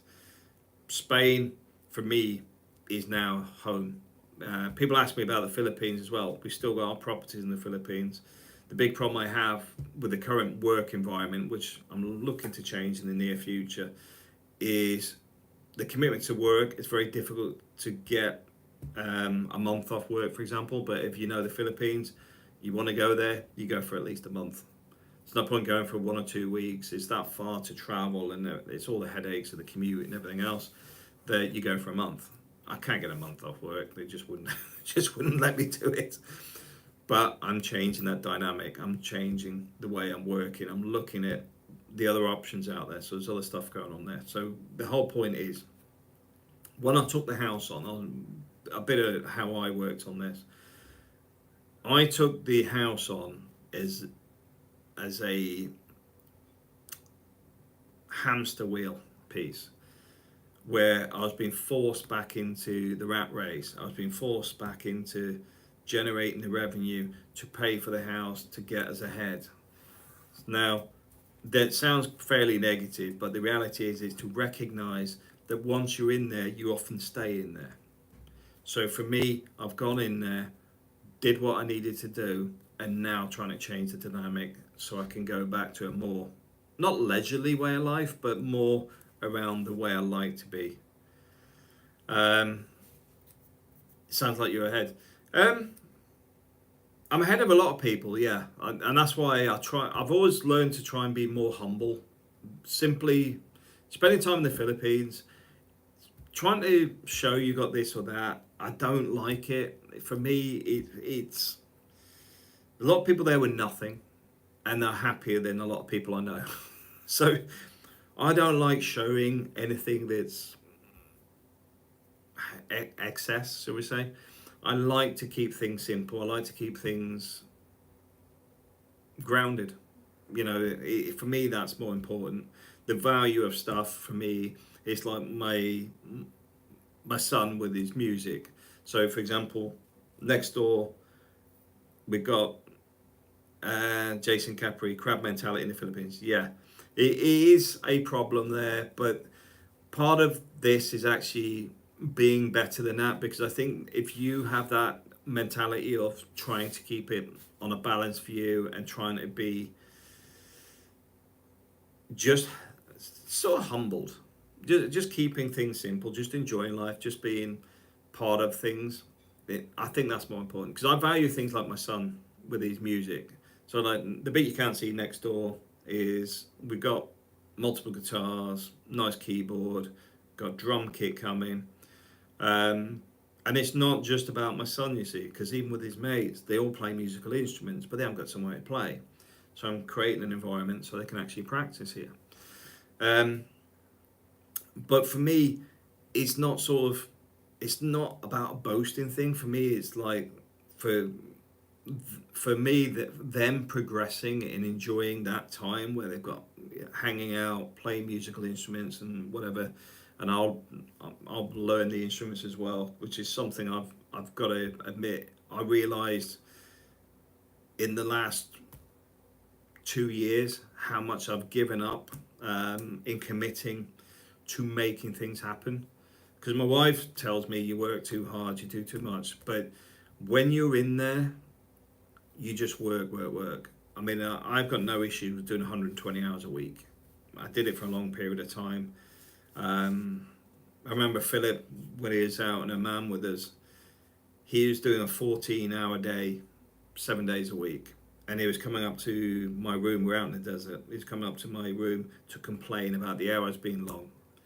He didn't tell me this till months afterwards. He says, but I looked through the window and been down for dinner, and I look through the window and you're still working. How can I come and complain that I'm working too many hours when you're still working at 11 o'clock at night? Because I've gone in the environments of the make do, make it happen. You know, whatever it is, I'll move the extra mile to make it happen. But it's not the healthiest way to work. It's the way you should do it in stints. But I've done it for a long time, and I do not recommend it unless you're trying to get ahead. But once you get ahead, rein it in, draw it down, get back to a 40-hour week, get back to doing what you need to do, not what everybody needs you to do, because you'll just burn yourself out. I've been quite lucky that Jason Kepri, I'm on a similar journey, want a simple life and plan to be in the Philippines next year once my Philippines wife gets her passport. Yeah, I mean, I've still got all my setup there. I've got apartments there. We've got, my motorbikes are there. We could sell up and go to the Philippines tomorrow, but in reality, my kids are settled now in Spain. But I love the Philippines, but my kids are at that age where they're loving being in Europe or the Western trappings. Yeah. So for me, I want to travel around more Spain. So I want to do more of that. I want to get a motorbike. I want to go back to more consulting and owning my own companies again and moving away from working from others. So it's going to take me a bit of time, but we'll see how it unravels, because I've always gone out there and just tried to find my feet. And it's quite funny. I remember somebody saying, well, you're a dreamer. You do it. You go, those are the people that make things happen. If you're only going to do what you're told to do, you do nothing. You're going to clock off one day and regret that life passed you by. What's the message I'm trying to stream? The message is very simple. Is recognize life passing you by all the time.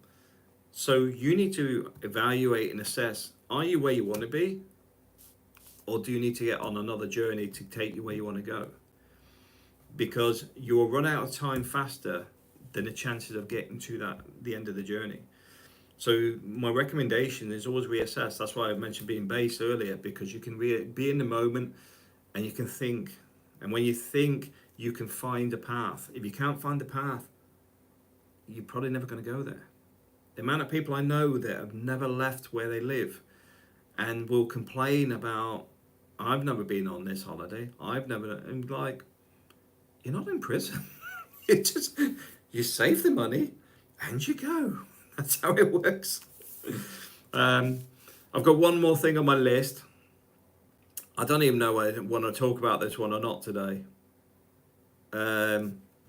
This is the UK's going on this political thing about the blasphemy laws. Now, I'm a bit confused on it at the minute why it's even sitting in Parliament, because my view on freedom of speech is you should be able to challenge almost anything. People don't have to agree with you, but you should be able to talk about it. And if you don't want to listen to it, you don't have to listen to it.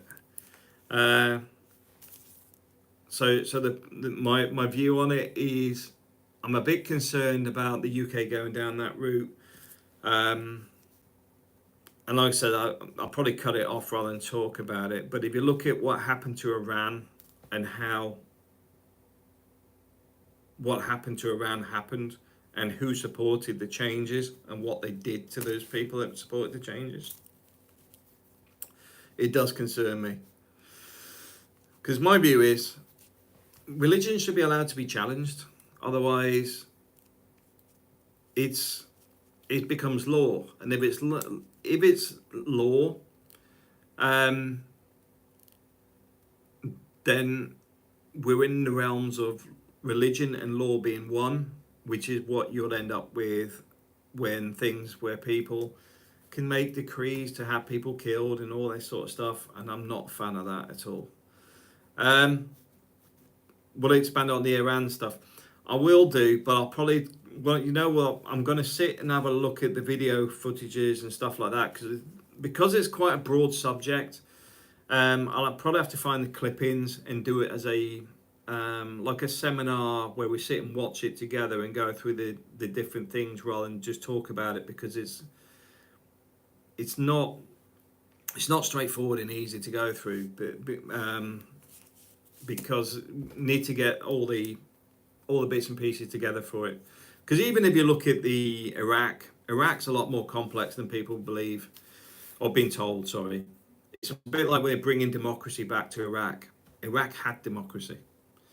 A lot of these countries have had a lot of stuff over the years that has sort of been not suppressed in the media. I don't think they just talk about they give a narrative without actually giving the facts.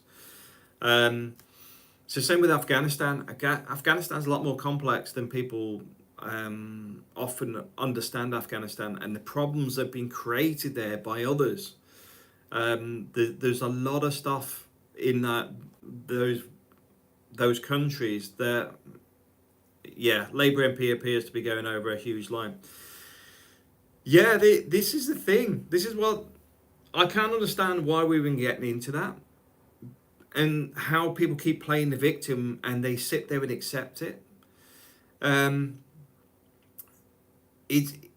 it's a very, very precarious line, a very dangerous line that the UK is sitting on. And I think the Labour government in its current state probably sees that this is its one shot for the foreseeable future, because I can't see them coming anywhere near in the next election. And that petition that went up, there's a petition where nearly 3 million people have signed it. I don't know, it may even be over 3 million now. I believe that's now being discussed in Parliament on December the 6th, is it, or January the 6th? Because they're actually calling for another election. I think it was a pub owner put it up requesting a call for the election, and millions of people have signed it. But I don't expect it will go anywhere. But the reality is, if that hit 10 million, then that's the number of people that voted Starmer's government in. So it went above that. That's more people in the UK that would want to vote him out than would vote him in. At that point, I think that would be a trigger point. At 3 million, you'll go, oh yeah, some people ain't happy, so what? What's their ultimate goal? My view is, I think this goes back to the bit I've got here, the blasphemy laws. I think this is too globalist and left, but the problem is a lot of what they align with aren't aligned. So, for example, the bit I put down here, if you put down the reality, if we're looking at blasphemy laws and how that starts around freedom of speech, where you can't challenge it, the next thing is, where do we stop?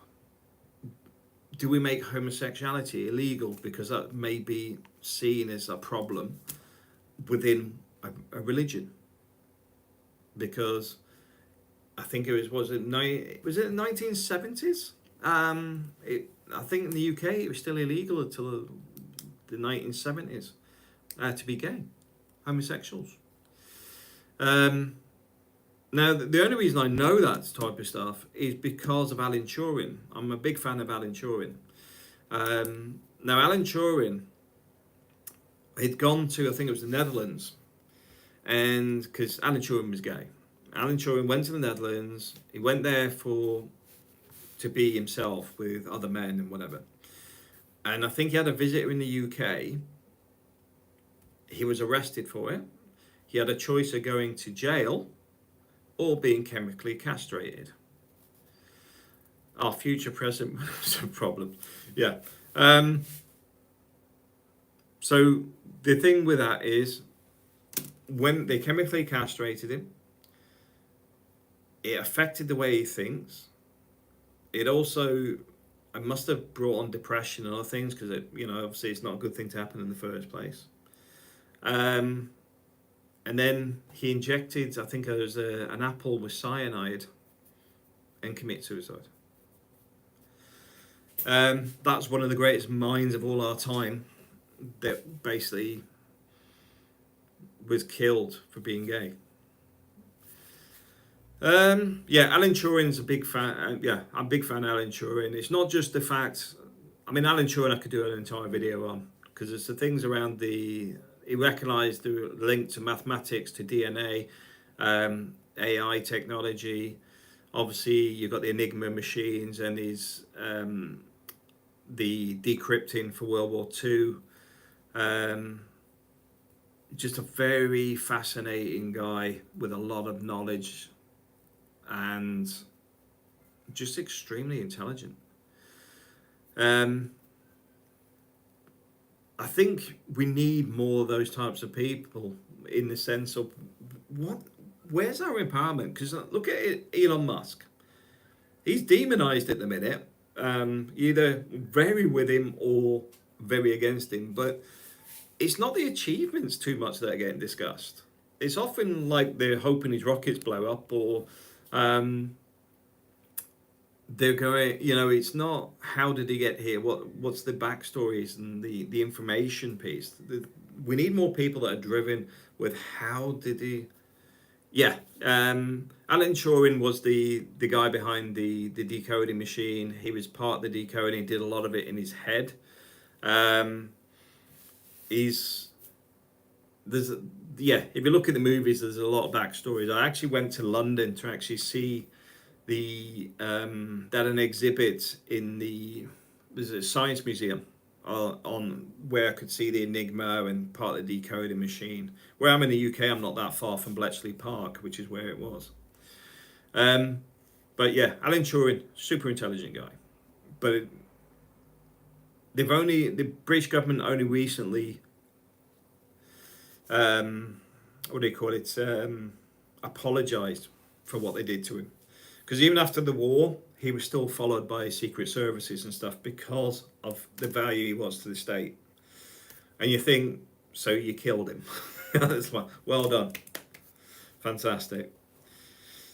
Ugh, yeah, stuff like that irritates me because it's just, it's not the first time we've done this.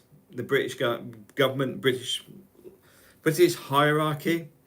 Another one you might find useful is Harrison's clocks, which is the guy that gave us GMT, Greenwich Mean Time. He made wooden clocks. He was demonized because he was a carpenter. He wasn't part of the elite. So I think the recognition come after his death. Yeah, Elon Musk is pushed as an idol for the millennials, Gen X, and boomers. Yeah, I mean the thing with Elon Musk, I know he's got high intelligence, but how much do we actually see that is actually his intelligence? Because it's a bit like, if you've got 1 million people working for you, well, I doubt he's got that many people, but if you've got so many people that are working for you, then are you taking the credit for everything? Because if that's the case, then maybe you're not as intelligent as the people around you.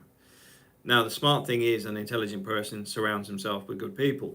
So for me, the question is, and I'm not really debating, it's more a question, I don't know is the answer, is how many of the people around him have come up with the ideas that he's utilised, because it can't all be his ideas. But I definitely wouldn't demonize the guy because he has achieved so much in such a little time. But I do think we've got a lot of people out there that we don't actually promote or see their achievements until normally they're years after their death, which is unfortunate. But any books I'd recommend. I'll have a think on the books because most of my books at the moment are business orientated, and I've read a ridiculous amount of business books in the last couple of years. To put it in perspective, every time I go through an airport, I probably buy 3 books. And flying back to Spain, I can fly 4 times a month. Yeah, good question to the intelligence. Most people are concerned about his influence. Exactly, that's what I'm saying. And it's not that I'm knocking him because I know his mother is heavily into maths, and is she literary? I'm not sure if she's into language. Definitely into mathematics. But the fact is, it doesn't. I'm not taking anything away from him because the ability to actually develop those businesses that were already seen as failed by many and actually make them work is an achievement in itself. So even if it was being bloody minded and refusing to accept failure, it's still an achievement. So it's not taking anything away from the guy, but it's one of those things you'd have to have a conversation and see. It's one of those people you'd want to meet. Does he have IQ or marketing? I think, to be fair, he's definitely got a high IQ. That's not a question. But high IQ doesn't mean high intelligence. He does have good marketing, but he also has a multiple dynamic on business. The same with Trump. I mean, Trump, I can't take away from him about his business. Now, I don't. his alignment of ethics wouldn't align with me, but at the same time, I can't take away his achievements. So I can't knock Trump in that sense. You know, I could knock him on some of the ethical things that he's done to people, but I can't knock him in the sense of what he's achieved himself. It's a bit like when you read Rich Dad Poor Dad, and then there's the piece in there where people are talking about, oh, he's been bankrupt multiple times and blah blah blah. There's a guy that understands how to abuse the system to the max. What he does, is it ethical or not? I'll leave that to you. But is he actually maximizing the system and using the realities of taking on loans as debt so that he has no profit, so he hasn't taken a salary and all that sort of stuff, which bizarrely, I believe Elon Musk uses the same model. So you take a loan against the shares that so you take shares, you take the loan against the shares and take a debt instead of a salary and all that sort of stuff. Is that ethical or whatever? That's out there. Depends on what dynamic it is, and it's only stuff I've heard. Now, for me, it would make practical sense because a lot of the time, with owning a business, you may declare dividends, etc., and take it as a share option, but then you're paying tax on dividends. So, how do you take the loans against yourself? With the UK, I think I covered this at the beginning. Pension investments for the UK, where they're talking about up to 91% tax. If you die and leave your business in your house, for example, the tax man's looking at 91%. So ethically, I look at it from my point of view, my entire working life, I have paid tax. So if I'm left 25% a month, let's just say 25% a month, I have already paid 75%. So it's gone in expenditure, it's gone in tax, it's gone in pension contributions, healthcare contributions. I have paid my way. So when I get to my end of my life and I've got £1 million in the bank, that's mine. Why do I need to tax on tax that was taxed on tax on tax on tax? You've taxed me my entire life. That should be my money to do what I want. Now, I know that doesn't fit in with a lot of other people's, well, there's people less fortunate. But my view is you do not stimulate progress, change, evolution through taxation. That comes through the abilities to actually strive of self-value, self-worth, wanting to create a change, drive. And part of that is actually generating revenue. Now, my view on it is if you say, right, we've got to tax it, then with the tax, where do you go with the tax? My view is, if I'm dying, I've got £1 million in the bank, they go, right, we're going to take most of that. We're taking 910,000 of that out of your bank. That's ours. And I go, right, if you force me down that route, I should decide where the tax gets spent. It's my money. It's my money. If I want to put 910,000 into the road system of an area, or I want to go to invest in a community centre, invest in whatever, that's where that money should go if they're forcing down that route. Not what the government decided. Governments are bureaucratic, inefficient, and often cost way more than people can do by themselves.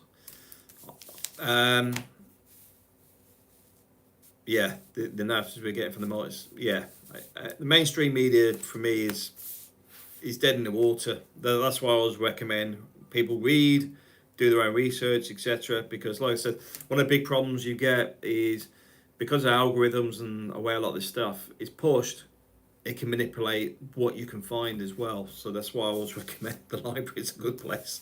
They can't control the library yet. Although they do, I know they do they do select the books as well. I mean, even when I don't know if it's women write more, but it does seem the business books seem to be about 90% written by women lately. When I go to a bookshop, I don't know why. You know, maybe someone else has an answer to that one. Yeah, so the taxation is an important bit, but this also goes down to NGOs. I'll just finish on NGOs, non-government organisations. I'm not going to go on to the bigger ones. simply because I'm not getting into Bill Gates and all that sort of stuff. This is more to do with the grassroots piece. That people in a disaster know where they need to spend their money. Because let's face it, they live there. A lot of the stuff I've seen in the Philippines are stupid ideas.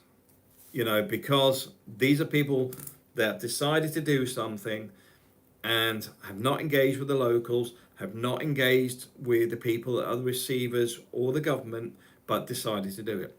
This could be make a tent city on someone else's private land.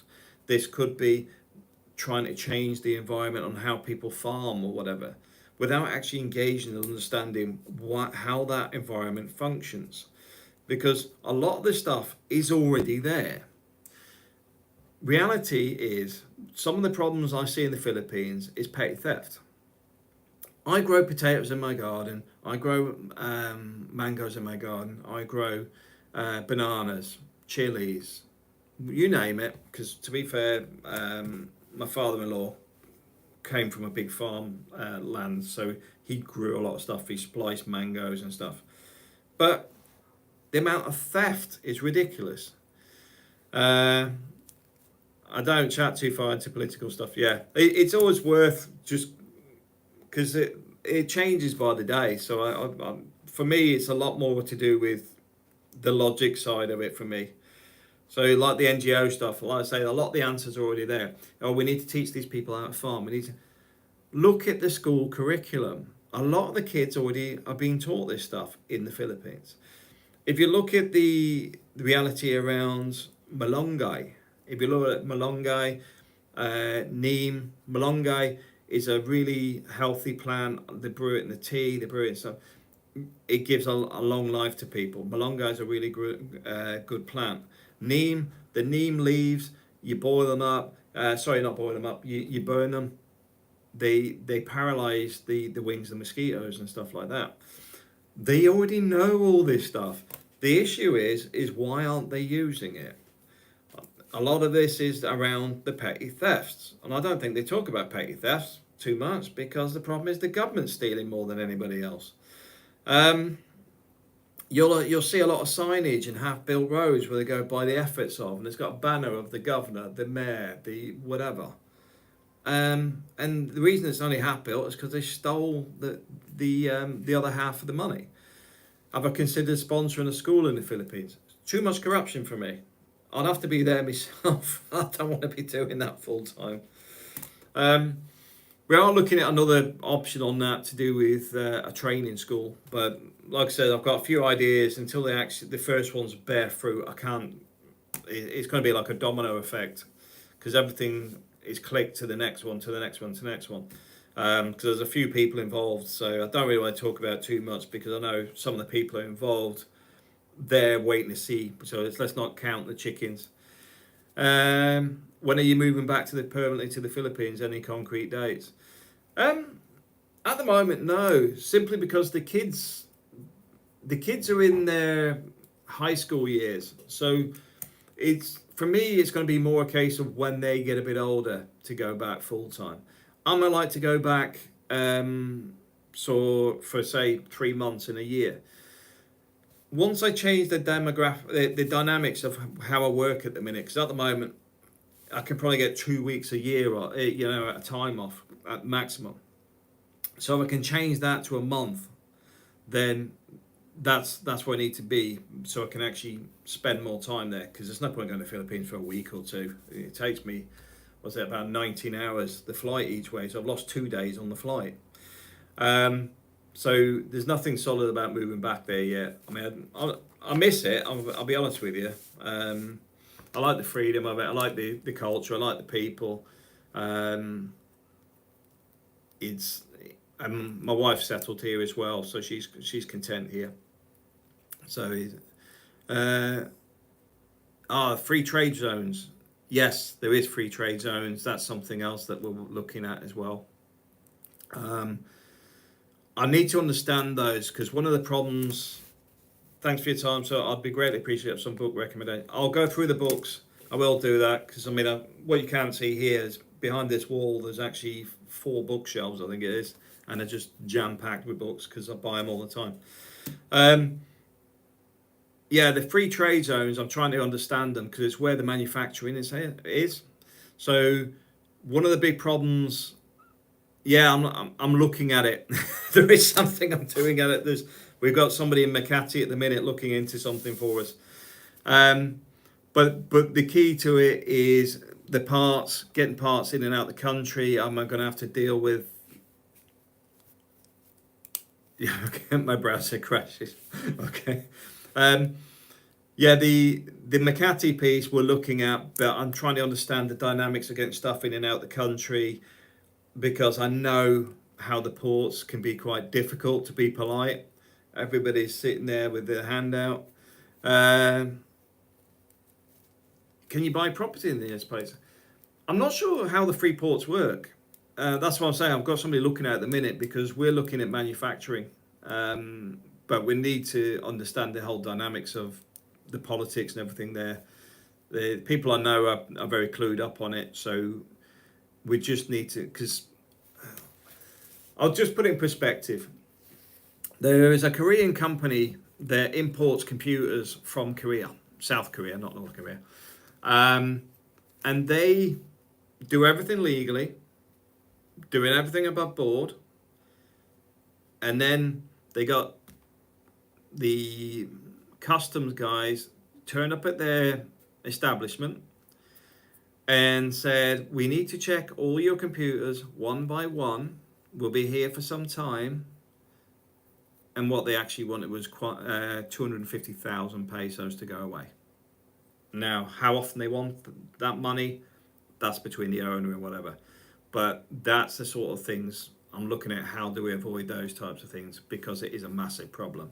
If you're on the right side, the reality is they probably won't even check your stuff because you're actually paying them off. But do you really want to get into that level of corruption? Not really. So this is why I'm looking at the free ports and how it operates, because I don't want to be in the realms of dealing with corrupt officials. Ethically, I don't like it. But also, it's not a good business practice. When you're having to pay everybody off, you get the other one is the fire extinguishers. We've had the same where people come around and go, oh, you need new fire extinguishers. They're 1,500 pesos each because you have to buy them from this supplier, and you're already getting the costs from the seller as the person leaves, because he's already texted them and says they need 4 fire extinguishers, and they're going, oh, give us the money. Yeah, I'll definitely send you the stuff on the books. I'll pull them out.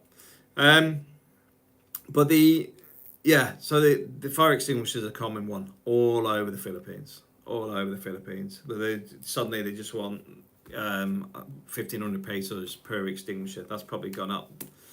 But the point is that is an issue, because you get that, then you get your permit, you get the mayor round, barangay captain, blah, blah, blah. You can have a lot of issues with people who are wanting a handout. If you've got people you know and are connected there, a lot of that can be stopped. The same with the free trade port. That's what I'm saying. That's why I'm looking at the free trade ports to see if they suffer with the same problems. Because otherwise you need a governor or somebody else that can stem that flow. And do I really want to get into those headaches where there may be better options elsewhere without the problems? Because for me, I would like to actually create jobs in the Philippines. I love the country, love the people. I'd love creating business there. But that's one of the bits that nobody really talks about and go, well, the reason your country is knackered is because of the corruption. Yeah, it's like when people keep talking to me about people coming on the boats and stuff. I says, a lot of the problems is the corruptions in their countries. A lot of these countries have got a lot of... Dana, good night, good morning. Yeah, if you've got limited pension... Vietnam, I hear one of the problems is the English language seems to be the main drawback. But I would say the cost of living is cheaper than the Philippines. The guys I know from Vietnam were talking about water pollution. to do with, I think it's to do with China. So my best advice in both circumstances is actually just visit the countries. Just take a month out if you're already retired, save a bit of money, and go to each country for a month. Don't do them together, or maybe you might do actually. So go for 2 months. But if you go to each country, just move around a bit, meet people in the area, get an idea of the cost of living. Is it the sort of area you want to live? Because like the Philippines, there's like the city living. You got the living where it's a bit more in the boondocks, and there's bits in between as well. And like the bits in between because you've got all the access to good hospitals and restaurants and stuff, but a lower cost of living. Yeah, that's it. There may be stuff around the free ports relating to the US and UK and the Philippines. Yeah, I need, like I said, it's something I'm definitely looking at the minute because we've got a few ideas that are on the back burner. Well, some are on the back burner, some are actually starting to evolve. There's a few people involved because we're all sort of getting to that point where you actually have been doing the monotonous bit to pay the bills, and now we're getting to that bit where we can breathe a little bit, that we actually want to start reaching out and doing stuff again. So that's why we're starting to look at different activities. Yeah, huge countries might not be, 1 month might not be enough. I agree, but the thing, if you go for a month, you can get a sense of an area. It doesn't mean you have to settle there. It just means that you can go in there, language barrier, cost of living. So, for example, you might want to spend a week in the city, then try and do the other 3 weeks in different areas so that you can actually experience the different parts of the countries. You ain't going to cover much in that time, I'll tell you that now, because even with 8 years in the Philippines, I didn't go to all 7,000 whatever islands. I went to a few of them, but I would still want to travel more, because every time you travel somewhere else, there's little nuances and differences, and the environments change, and the food's slightly different, and even the types of public transport are different. There's lots of little things even when you travel around. So, but if you go for a month, you can get a sense of the place, because you may do it for 3 years. But best advice then is don't buy a house, because rents are pretty cheap in both. And then you can actually think, you know what, I've done 2 years here, I'm going to do 2 years elsewhere. There's so many options out there. That's why I always recommend traveling around, experience stuff. There's no wrong way of doing it, except not doing it. That's the only wrong way I'd say, is that thinking about it and not doing something is the probably the downside piece.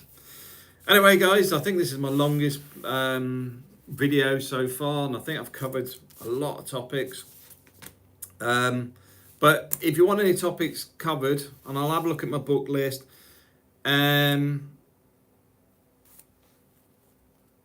Yeah, John FD, a friend of Bolden, bankrupt, is retired at 45, now going to spend his winter in the Philippines. I did it for years before. Well, I was doing that in my early 30s. I spent the winter in the Philippines pretty much every year. Even now, it's now November, end of November. I'm in Spain. I'm not in the UK, because I'll try and be out of the UK for the winter, because it's freezing and lots of miserable people.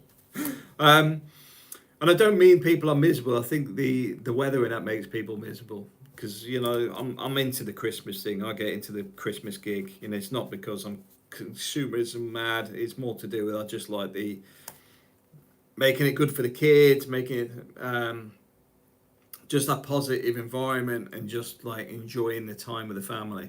That's Christmas for me. It's not about the. I mean, I know the religious aspects are a big thing, but for me, it's about the family orientation. Is a big thing for me.